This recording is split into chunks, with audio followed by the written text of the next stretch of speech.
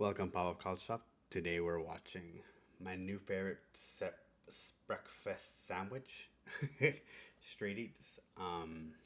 This came up and recommended. I love food, and this sandwich looks scrumptious. It looks like some big French toast with a big slab of cheese. Let's see, a little smoked ham. Don't know what the hell the little hash is in the middle. It might just be straight hash, crushed hash. But let's go ahead and dig into it and see what all the hoopla is about. Let me go ahead and make sure you guys could read the subtitles. Boom. All right, let's get into it. Korean street toast is the most delicious breakfast sandwich of all time. But if you've tried one recipe, you've pretty much tried them all. So that got me thinking, how can we improve an almost perfect egg sandwich? Today, Perfect egg sandwich. I'm going to show you the 4 things I do. Okay, so this is a good thing to have. Okay, so he has, that's the one thing I didn't know was hash. So what he has is a vegetable fritter. Those are easy to make. Then he has himself some gochujang mayo. Ooh, and then some kimchi ketchup. Oh, that sounds so amazing. And then some steamed eggplant. Well, that was cheese is eggplant, which makes sense because they're very thick. Don't read too much into that. All right. To make a next level Korean street toast. Oh my god, this looks so good. So good. Oh my god. Perfect layers. They match symmetrically. We'll learn how to make a super simple, over-the-top steamed egg patty. I'll show you how to make the most flavorful cabbage fritter of your life, and I'll even explain why I started putting If I recall correctly, just cabbage fritter is just basically diced up cabbage, radish, and whatever veggies you want to throw in there. You could put some. You can also throw some green peppers, chilies, just give it a little extra kick, and then you put a pancake batter of some sort, or Belgian batter, some form of pancakes, or pancake batter. Then you just. And that's how I believe you make it, but I think he'll go ahead and show us. Kimchi in my ketchup and gochujang in my mayonnaise. By the end of this video, you will be able to make the best Korean street toast ever. Because this is theoretically a breakfast sandwich, I want to address the egg first. In the traditional method, you mix the egg with the cabbage to make a type of crispy vegetable fritter, and we're going to stay true to this method. Just egg, no pancake mix. But there are savory pancakes. I use when that I described before. But I want to bring the egg to the forefront. So this is a perfect opportunity to share with you a foolproof method for making an extra large steamed egg patty in the oven. These are smooth, luxurious, and totally over the top. And the great thing about them is they can be made beforehand. And when you're ready for a sandwich, just stick them between 2 pieces of bread. To start, let's preheat our oven to 300 degrees Fahrenheit. For 2 sandwiches, whisk 8 eggs until the... For 2 sandwiches? Oh, well, that makes sense because it's very thick. 2 sandwiches, though?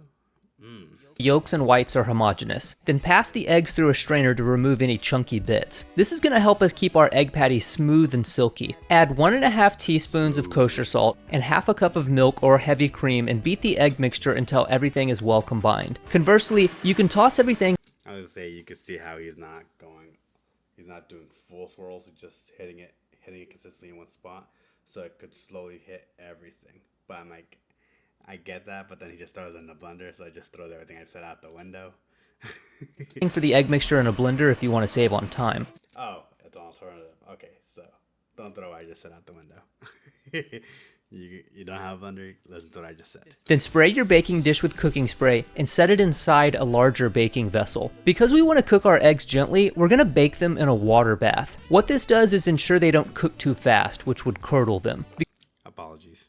Because water only goes up to 212 degrees before it turns into steam, the bottom of the eggs will cook slower and more gently, which helps them set into a smooth consistency before they curdle. I've baked these egg patties in all sorts of dishes, but I find this 9x5 silicone bread baking loaf pan to be the best. I'll include some links in the description if you want to pick one up, but if you don't, you can make these in whatever you have on hand. You just might have to experiment with the number of eggs you'll need. Then pass the egg mixture through the strainer again into your baking dish and cover it with tin foil. foil. When your oven is preheated, fill the outer container with hot water up to the level of the eggs. Then place it on the middle rack of your oven. You'll bake these for about 40 minutes or until the eggs have completely set in the middle. When they're done, put them on a cooling rack and allow them to cool completely. And what I like to do is put a cutting board on top of the baking dish and flip it over like this. The eggs should fall right out. Then I'll cut the patty in half and trim the sides to fit my bread. And I'll show you what I do with the egg trimmings at the end of the video. Then store the patties until you're ready to make the sandwiches. They'll last for about 3 days in the fridge. Now, the Korean tendency to douse everything in 100 sauces is something akin to an obsessive compulsive disorder. So in keeping with this delicious tradition, today I'm going to show you the 2 sauces I make to bring some fresh but familiar flavors to our new and improved Korean street toast.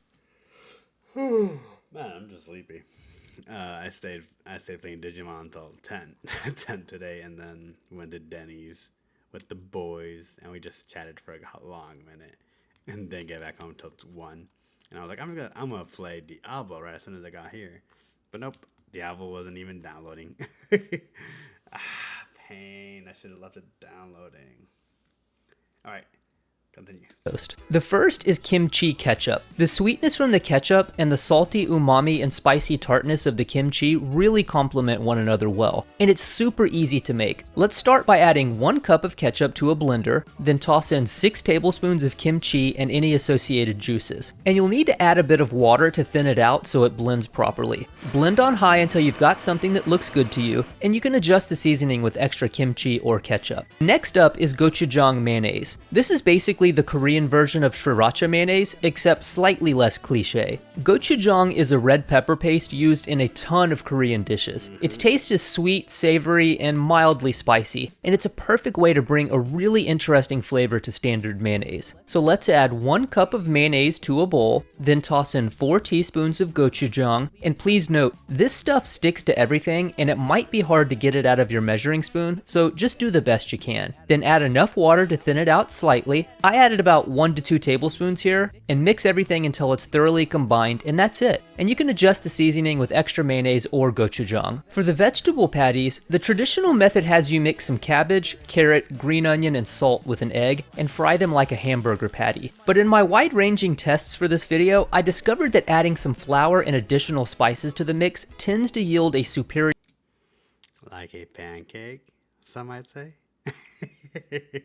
your product in terms of both taste and texture. This is closer to a southern soul food style vegetable fritter than a Korean vegetable pancake. The flour helps the vegetables brown a bit more and distributes the seasoning more effectively. What I like to do is make a dredging mixture of 1 tablespoon all-purpose flour, 1 teaspoon kosher salt, a pinch of white pepper, a pinch of black pepper, and a 1/4 teaspoon of garlic powder. In a separate bowl, let's add 1.5 cups of thinly sliced cabbage, a 1/4 cup of grated carrot, 1 sliced scallion, and a 1/4 cup of thinly sliced onion. Then add some oil to a large pan over medium heat. After it's hot, toss all the vegetables with the seasoned flour. And I like to toss the vegetables in the flour right before I'm about to fry them. Because there's salt in the dredging mixture, it can draw out some liquid. So you want to do this as close to the cooking as possible. After the vegetables are fully coated, add 1 egg to them. Doing this after the vegetables are coated in flour will help prevent it from clumping. Combine until it's just fully incorporated, then divide the fritter mix into 2 portions and add them to your hot pan. Press down with a spatula and try to form a shape that is slightly larger than the bread you plan on using. And you want to give it enough time to brown on the bottom and form a nice crust. It should take anywhere from 2 to 5 minutes. Then flip the fritters over and cook until the other side is done, which should take another couple of minutes. When they're done, set the vegetable patties aside until you're ready to make the sandwiches. Or after they're cooled down, you can store them in the fridge for about 3 days. When you're ready for the final assembly, let's toast 2.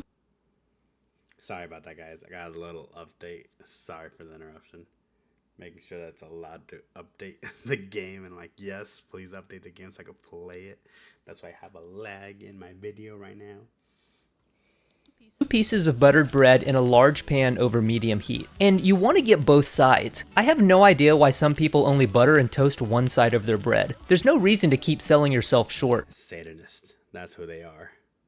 When the toast is done, you should never just put it on a plate to cool down like this. The reason is that hot toast on a flat surface will create condensation. You know when you lift it up and there's that bit of moisture there? That's called toast sweat, and it's the number one Toast reason for sweat. soggy bread. We're trying to avoid this. Bun integrity is very important for a good sandwich, so it's always better to let your bread cool down on a wire rack so the air can circulate around it. While our bread is cooling off, let's heat up a couple pieces of thinly sliced deli ham and some mild cheddar cheese. The best-selling cheese in Korea is Seoul Milk Mild Cheddar, so I think just a standard sliced mild cheddar cheese gets you closest to the original flavor. While our ham and cheese is heating up, I like to add just a sprinkle of sugar to both slices of my toast. And I know sugar on a sandwich is unconventional to Western sensibilities, but just trust me, it really works. You'll often see Korean street food vendors add unmentionable amounts of sugar to their sandwiches. You basically need to make a beeline to your endocrinologist after eating one, but I like to add just a bit on both slices of my toast. It adds some texture as well as a sweetness that works really well with all the other savory and spicy flavors. Next, I'll add the kimchi ketchup to one side of my toast and the gochujang mayonnaise to the other. Then add the steamed egg patty, top it off with the fried vegetable fritter and the ham and cheese, and finish with your other toast. And this is a Korean street toast sandwich that will rival anything in Korea. Now let's give it a taste test. Really quick before we test this behemoth, I highly suggest cutting it in half. It makes it much easier to eat. I like to cut mine diagonally like this. It's all fun and games until somebody cuts their sandwich into rectangles. The diagonal cut is just much easier to eat and more aesthetically pleasing in my opinion. Alright, back to the taste test.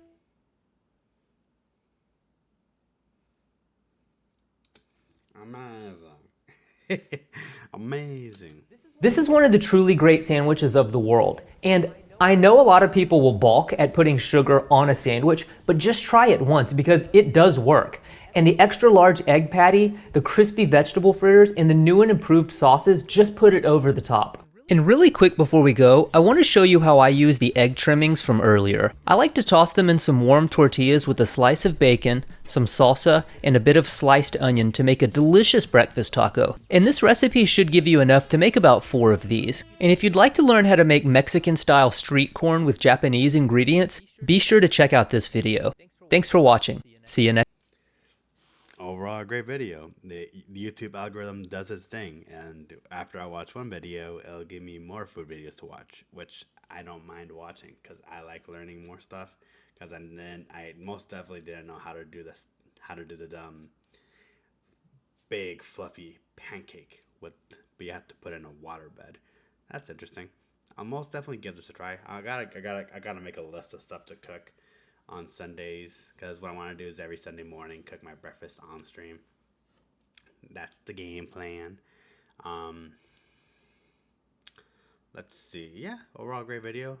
If you guys made it this far with all the interruptions, I do apologize again.